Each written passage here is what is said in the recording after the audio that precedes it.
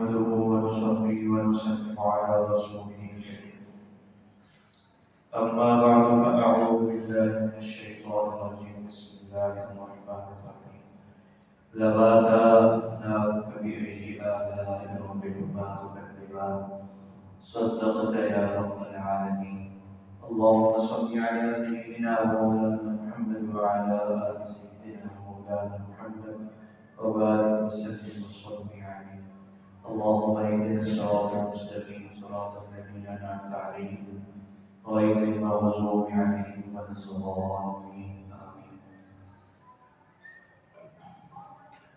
ذات محترم اللہ تعالیٰ کے فضل پہ انعامات احسانات عنایات اللہ تعالیٰ نے اپنے گھر میں آنے کی عبادت کو ادا کرنے کی دین کو سیکھنے سکھانے کی سمجھنے سمجھانے کی توفیق کاملہ عطا کی ہے.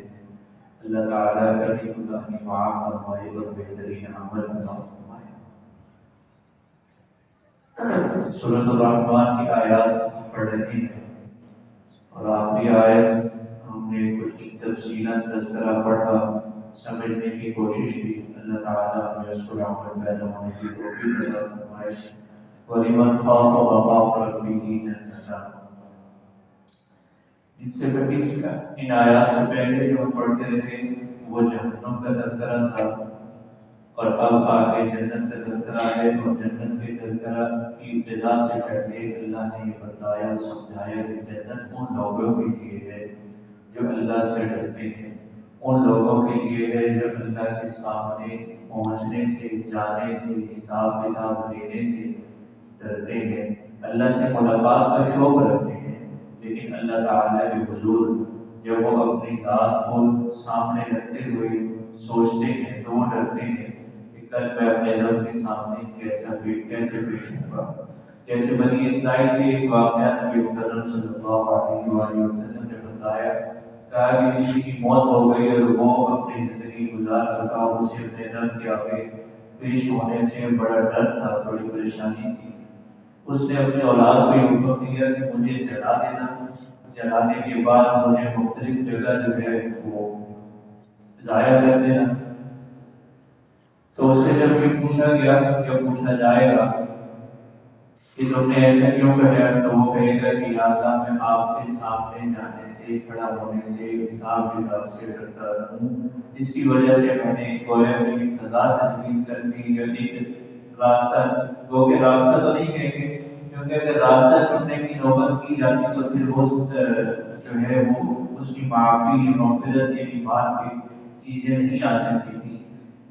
تو طریقہ دوبارہ غلط اختیار کیا گیا. لیکن کیوں؟ اس وجہ سے کہ میں نے اللہ تعالیٰ کے سامنے پیش ہونا ہے، حساب دینا ہے. اور وہ پھر اس کے اس ڈر سے، اس کے اس خوف سے ایک تو منع فرمایا نبی صلی اللہ علیہ وآلہ وسلم نے کہ کوئی ایسا عمل نہ کرے، اور دوسرا بتایا کہ اس کا یہ جو خوف تھا اس کی کامیابی کا، اس کی مغفرت کا ذریعہ بنا. تو میں اور آپ جتنا اللہ تعالیٰ کے حضور پیش ہونے سے ڈریں گے، ظاہر ہے اتنی ہی اللہ کی نافرمانی سے بچیں گے، ظاہر ہے اتنی ہی اللہ تعالیٰ کی رحمت کی آغوش میں آنا چاہیں گے، اور وہ میری اور آپ کی کامیابی کا ذریعہ بنے گا. اور کامیابی جو اللہ تعالیٰ نے انعام کی صورت رکھی ہے جنت کی شکل میں، پھر ہم انہی لوگوں کو وعدہ ہوگی کہ وَلِمَنْ خَافَ مَقَامَ رَبِّهِ جَنَّتَانِ. وہ جو دنیا میں اپنے رب کے سامنے کھڑے ہونے سے ڈرا کرتے تھے، جو اس بات پر تھے کہ بل تؤثرون الحیات الدنیا، کہ یہ زندگی تھوڑی ہے، یہ زندگی کم ہے، یہ زندگی دھوکے کی ہے، یہ زندگی ختم ہونے والی ہے. والآخرۃ خیر وابقیٰ، اور اس زندگی کے بعد آنے والی زندگی ہمیشہ کے لیے ہے. وہ اس کے لیے بہترین عمل کر کے رکھے، بہترین کوشش کی، اللہ تعالیٰ کا خوف حاصل کیا، چاہے اس نے اپنے مرنے سے پہلے کیا، چاہے اس کی اپنی پوری زندگی میں کی، اللہ تعالیٰ اس کو کامیاب کر دے. اگلی آیات میں جنت کا تذکرہ ہے. فرمایا ذواتا افنان، دونوں باغ ایسے ہیں کہ شاخوں سے بھرے ہوئے ہیں. اب بتاؤ کہ تم اپنے پروردگار کی کون کون سی نعمتوں کو جھٹلاؤ گے. فیہما عینان تجریان، ایسے دو باغ جس میں دو چشمے بہ رہے ہوں گے. اب بتاؤ کہ تم دونوں اپنے پروردگار کی کون کون سی نعمتوں کو جھٹلاؤ گے. ان دونوں میں ہر گھر کے اللہ تعالیٰ نے دو دو جوڑے رکھے ہیں۔ اب بتاؤ کہ تم اپنے پروردگار کی کون کون سی نعمتوں کو جھٹلاؤ گے؟ اور جنتی لوگ ایسے فرشتوں پر تکیہ لگائے ہوں گے جن کے بستر ریشم کے ہوں گے، اور دونوں باغوں کے ایسے پھل ہوں گے جو پھل پہلے سے ہی ان کے آگے جھکے ہوئے ہوں گے۔ اور اب بتاؤ کہ تم اپنے پروردگار کی کون کون سی نعمتوں کو جھٹلاؤ گے؟ ایسے باغ جس میں وہ نیچی نگاہ والیاں ہوں گی جنہیں ان جنتیوں سے پہلے نہ کسی انسان نے چھوا نہ کسی جن نے۔ اب بتاؤ کہ تم اپنے پروردگار کی کون کون سی نعمتوں کو جھٹلاؤ گے؟ وہ ایسے ہوں گے جیسے یاقوت و مرجان۔ اب بتاؤ کہ تم دونوں اپنے رب کی کون کون سی نعمتوں کو جھٹلاؤ گے؟ اچھائی کا بدلہ اچھائی ہے۔ اب بتاؤ کہ تم اپنے رب کی پروردگار کی کون کون سی نعمتوں کو جھٹلاؤ گے؟ اور ان دو باغوں میں سے کچھ کم درجے کے اور کچھ زیادہ کے۔ تو یہ درجات مقرب بندے اور کم مقرب بندے عام مسلمان اس حوالے سے فرمایا کہ تم اپنے پروردگار کی کون کون سی نعمتوں کو جھٹلاؤ گے؟ دونوں سبزے کثرت سے سیاہی کی طرف مائل ہیں، جو ان کی سبزہ اتنا بہترین اور اتنا کثرت کے ساتھ ہے کہ گویا کہ وہ دور سے دیکھنے میں سیاہی کی طرف مائل نظر آتا ہے۔ اب بتاؤ کہ تم اپنے رب کی کون کون سی نعمتوں کو جھٹلاؤ گے؟ انہی میں وہ دو ابلتے ہوئے چشمے ہوں گے۔ اب بتاؤ کہ تم اپنے پروردگار کی کون کون سی نعمتوں کو جھٹلاؤ گے؟ انہی میں میوے اور کھجورے اور انار ہوں گے۔ اب بتاؤ کہ تم اپنے رب کی کون کون سی نعمتوں کو جھٹلاؤ گے؟ انہی میں خوبصورت عورتیں ہوں گی۔ اب بتاؤ تم دونوں اپنے پروردگار کی کون کون سی نعمتوں کو جھٹلاؤ گے؟ وہ عورتیں جنہیں حفاظت میں خیموں میں رکھا گیا ہوگا۔ اب بتاؤ کہ تم دونوں اپنے پروردگار کی نعمتوں کس نعمت کو جھٹلاؤ گے؟ انہیں ان جنتیوں سے پہلے نہ کسی انسان نے کبھی چھوا ہوگا نہ کسی جن نے۔ اب بتاؤ کہ تم اپنے پروردگار کی کون کون سی نعمتوں کو جھٹلاؤ گے؟ وہ جنتی سبز دفتر اور رونق اور عجیب و غریب قسم کے خوبصورت فرش پر تکیے لگائے ہوں گے۔ اب بتاؤ کہ تم اپنے پروردگار کی کون کون سی نعمتوں کو جھٹلاؤ گے؟ بڑا بابرکت نام ہے تمہارے پروردگار کا، جو عظمت والا بھی ہے اور کرم والا بھی ہے۔ ان آیات میں ہم نے جنت کا نظارہ، ان آیات میں جنت کے انعامات کا تذکرہ پڑھا۔ اس سے پہلے ہم جہنم کا تذکرہ پڑھ چکے۔ تو اللہ تعالیٰ نے جتنا ہمیں بتلا دیا جنت کے بارے میں، جہنم کے بارے میں، جتنی نشانیاں نبی مکرم صلی اللہ علیہ وآلہ وسلم کی زبان اقدس سے قرآن کریم کی شکل میں ہم تک پہنچی یا احادیث نبویہ کی شکل میں پہنچی، اس کی ایک چیز یہ ہے کہ ہم اس کی سوچ کو نہیں پہنچ سکتے۔ کیوں؟ اس ان تمام چیزوں کے بارے میں یہ بتلا دیا کہ نہ کسی آنکھ نے دیکھا، نہ کسی کان نے سنا، اور نہ کسی دل میں اس کا خیال آیا۔ جتنا بتلا دیا، جو چیزیں ظاہر ہو گئی، بتلا دی، ہمارے تک پہنچ گئی، یہ ہمارے لیے ان چیزوں سے رغبت حاصل کرنا، جنت کا شوق پیدا کرنا، اللہ تعالیٰ کے قریب ہونے کی کوشش کرنا، یہ تمام چیزیں ہمیں ان آیات سے حاصل کر کے اپنے عمل کو بہتر سے بہترین بنانا ہوگا۔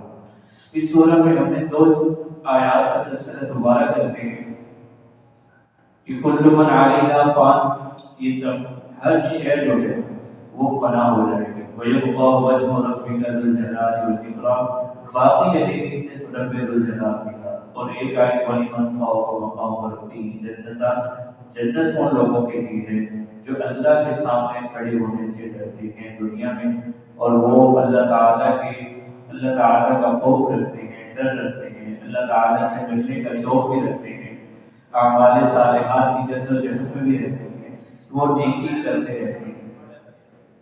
اب اللہ تعالیٰ نے جو ہمیں دین اسلام دیا، ہم نے اس میں یہ پڑھا اور سمجھا کہ نیکی ایسی چیز ہے جو ہمیں کامیاب کر دے گی، اور برائی ایسی چیز ہے جو ہمیں ناکام کر دے گی۔ اب دوسری چیز یہ سمجھائی کہ تمہاری نیکی وہ کامیابی کی اس کا سبب بنے گی جو نیکی تم ایک تو خود کر رہے ہو اور دوسرا دوسروں کو سکھلا رہے ہو۔ اگر میری نیکی میری ذات سے منسلک ہے تو وہ میری آخرت کا اجر کا سبب نہیں بنے گی۔ جیسے کہ حدیث میں آتا ہے کہ حضرت جبرائیل علیہ السلام کو یہ کہا گیا کہ فلاں بستی گزر دو، انہوں نے کہا کہ یا اللہ وہاں تو ایک ایسا بندہ بھی ہے جس نے پل بھر یا پلک جھپکنے کے برابر بھی آپ کی نافرمانی نہیں کی، تو فرمایا کہ پہلے اس پر اور باقی بالبستی کے اوپر الٹ دو۔ کیوں؟ کیونکہ جب میرے دین کی نافرمانی ہوتی رہی، جب دین کے حوالے سے لوگ بدعمالیوں میں لگے رہے، جب ان گناہ کبیرہ میں وہ لگے رہے، تو اس کے ماتھے کے اوپر گویا کہ شکن بھی نہیں پڑے، اسے پریشانی بھی نہیں ہوئی، اس نے اقامت دین کے بارے میں سوچا بھی نہیں۔ ایک بڑی مشہور حدیث ہے جس میں آتا ہے کہ جب کوئی برا کام، برا عمل ہو رہا ہو تو اس کو دیکھ کے ہاتھ سے روکنے کی کوشش کی جائے، اگر نہیں تو اس کی زبان سے اس کو روکنے کی کوشش کی جائے، اس کے خلاف بات کی جائے، اس کے بارے میں آگاہی کی جائے، نہیں تو کم از کم ایمان کی نشانی یہ ہے کہ اس کو دل میں برا سمجھا جائے۔ اور جب بھی تربیت کے خلاف کوئی بات ہوگی، ناپسندیدگی کی کوئی بات ہوگی، تو چہرے کے تاثرات سے پتہ چلے گا۔ شکن کا آنا خوشی میں نہیں ہوگا، شکن کا آنا چہرے پر تاثرات پر غم کی تبدیلی کے حوالے سے تو آئے گا، تو اس کے چہرے کے اوپر، اس کے دل کے اوپر، اس کی سوچ کے اوپر فرمایا کہ نیکی اس کی ذات سے منسلک رہی، اس نے نہیں کوشش کی کہ دوسروں کے لیے بھی آسانی ہو، دوسروں تک بھی اللہ کا پیغام پہنچے، دوسرے بھی اللہ کے پاس آ جائیں، اللہ کی عبادت کریں۔ اور دوسری چیز دیکھیں کہ ایک بندہ نیکی کر رہا ہے، نیکی پھیلا بھی رہا ہے، حسب استطاعت اپنی وہ کوشش بھی کر رہا ہے، کب زیادہ وہ جانے اس طرف جانے، لیکن وہ کیا کر رہا ہے، اس کے دل میں یہ خیال آنا شروع ہو جائے کہ میں ایک ہوں، میں جمعہ بھی پڑھا رہا ہوں، میں اشراق بھی پڑھ رہا ہوں، میں تہجد پڑھ رہا ہوں، میں نمازیں پڑھ رہا ہوں، میں حقوق العباد ادا کر رہا ہوں، مختلف نیکیاں جو اللہ نے توفیق دی، وہ کہے کہ میں تو کر رہا ہوں، اس کے ذہن میں آ جائے اس نیکی کے اعتبار سے کہ میری تو پکی بخشش ہو جائے گی کیونکہ میں تو نیکی کر رہا ہوں اور لوگوں کو پیغام بھی دے رہا ہوں، وہ کرے گا۔ تو یہ نیکی کا گھمنڈ، تکبر بھی جس کے اندر آ گیا تو وہ بھی پریشان ہوگا۔ حضرت جنید بغدادی رحمہ اللہ تعالیٰ کے پاس کوئی شخص آیا اور انہوں نے کہا کہ مجھے خواب میں جنت کی زیارت ہوتی ہے، بڑے بڑے محلات ہوتے ہیں، بڑے باغات ہوتے ہیں، حوریں ہوتی ہیں، مجھے جنت کے نظارے آتے ہیں۔ فرمایا کہ جب تمہیں جنت کے نظارے آئے تو لا حول ولا قوت الا باللہ پڑھنا۔ انہوں نے کہا حضرت جنت کے نظارے آتے ہیں؟ فرمایا نہیں کہ لا حول ولا قوت۔ اس نے کہا کہ مجھے پھر وہ نظارہ نظر آیا اور میں نے لا حول پڑھا تو تمام چیزیں الٹ گئی، وہ کھنڈرات بن گئے، کھوپڑیاں بن گئی۔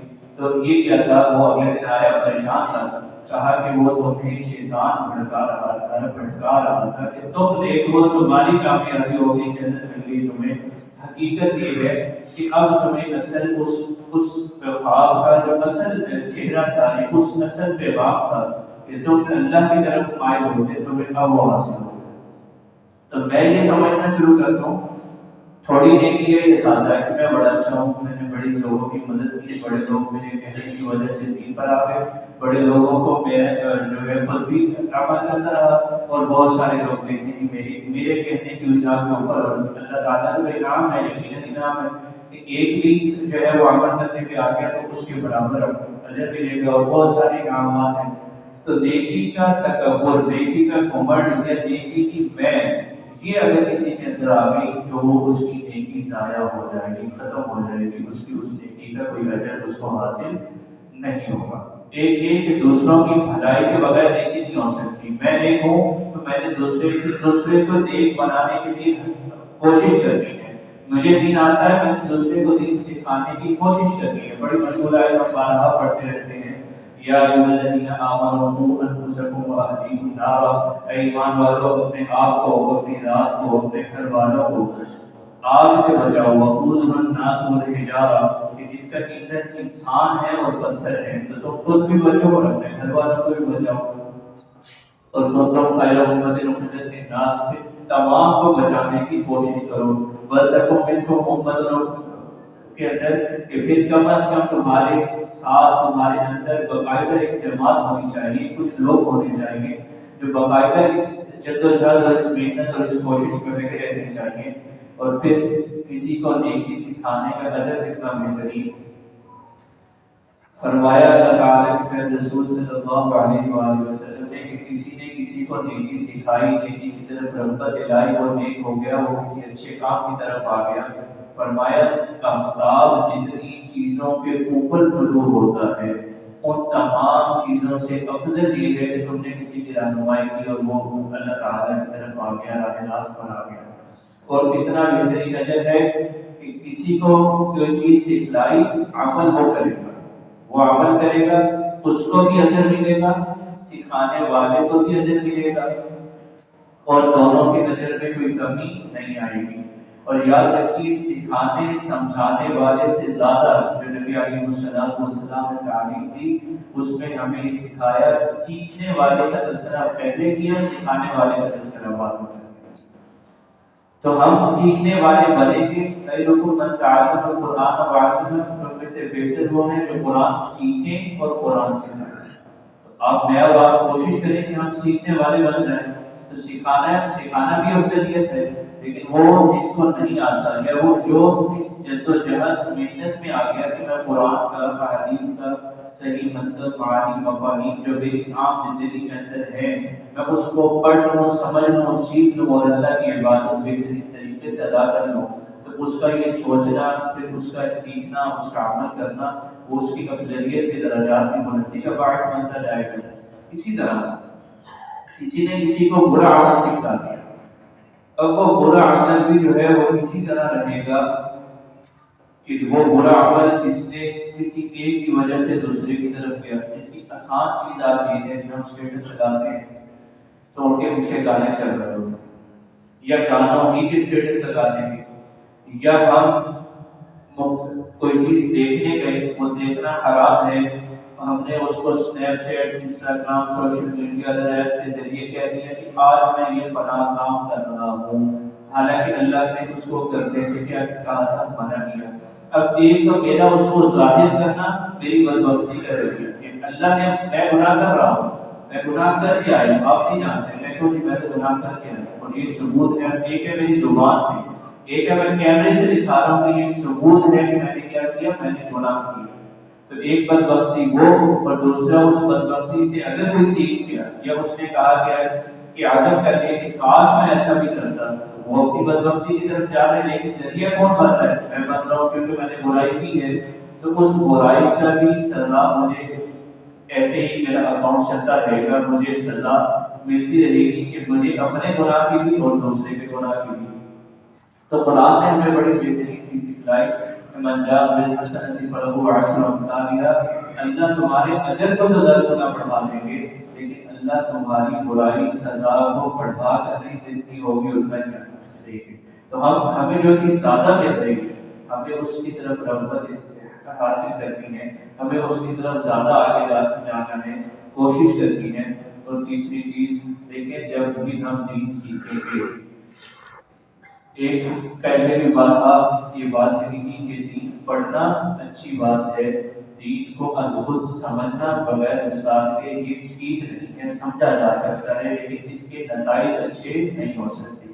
اس کی مثال قرآن سے، اس کی مثال حضرت سیدنا ابوبکر صدیق سے، اس کی مثال حضرت صحابہ رضی اللہ تعالیٰ سے۔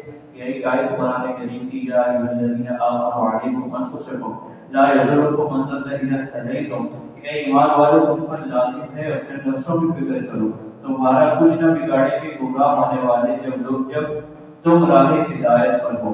ابھی ہم نے ساری بات کیا کہ ہم راہ ہدایت پہ بے شک ہو، اگلا نہیں ہوگا ہماری پکڑ ہو جائے گی۔ تو حضرت سیدنا ابوبکر صدیق رضی اللہ تعالیٰ نے کہا کہ میں نے خود رسول اللہ صلی اللہ علیہ وآلہ وسلم سے سنا ہے، اور حضرت صحابہ رضی اللہ تعالیٰ نے کہا کہ میں نے دریافت کیا، میں نے پوچھا ہے۔ تو اللہ تعالیٰ کے پیارے رسول صلی اللہ علیہ وآلہ وسلم نے اس آیت کے بارے میں فرمایا کہ اس آیت کو سمجھنے میں گمراہ نہ ہو جانا کہ تم اپنے دین کی سارے کام کر رہے ہو، امر بالمعروف ونہی عن المنکر چل رہا ہے، سارے امور انجام ہو رہی ہیں، لیکن دوسری طرف گمراہی سر چڑھ کر بول رہی ہے اور وہ سیدھے راستے پر نہیں آنا چاہتے، تو وہ ان کے رب کا اور ان کا معاملہ ہے۔ وہ تو انبیاء کو بھی کہا گیا فذکر ان نفعت الذکریٰ فذکر انما انت مذکر، کہ آپ بات کہہ دیجیے، آپ اتنے غمگین مت ہو جائیے، آپ پریشان مت ہوں، آپ کا کام ہے سمجھا دینا، اللہ کا پیغام دے دینا۔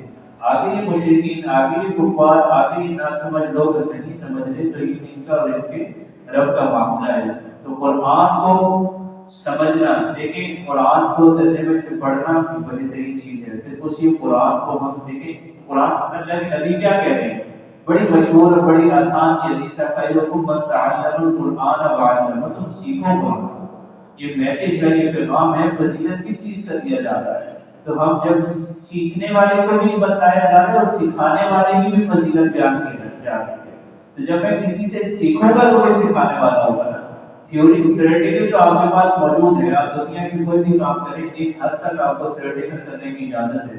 لیکن آپ نے ڈاکٹر انجینئر فلاں چیز بنی ہے، آپ میٹرک انٹر پرائیویٹ سطح پر کر سکتے ہیں، لیکن اگلی ڈگریاں آپ پرائیویٹ سطح کے اوپر نہیں کر سکتے. آپ کو منسلک ہونا پڑتا ہے کسی نہ کسی یونیورسٹی کے ساتھ، کالج کے ساتھ کسی، تاکہ آپ بہترین طریقے سے اس کے اندر جو ہے وہ بہتری حاصل کریں اور اس کے پھر بعد اثر انداز ہوں. میں آپ کے سامنے MBBS کی کتاب پڑھ لوں، میں کہوں کہ فلاں بیماری کا یہ علاج ہے، فلاں کا یہ علاج ہے، تو آپ خود کہیں گے کہ ایسا جب آپ ڈاکٹر نہیں ہیں تو آپ کیسے بتا رہے ہیں؟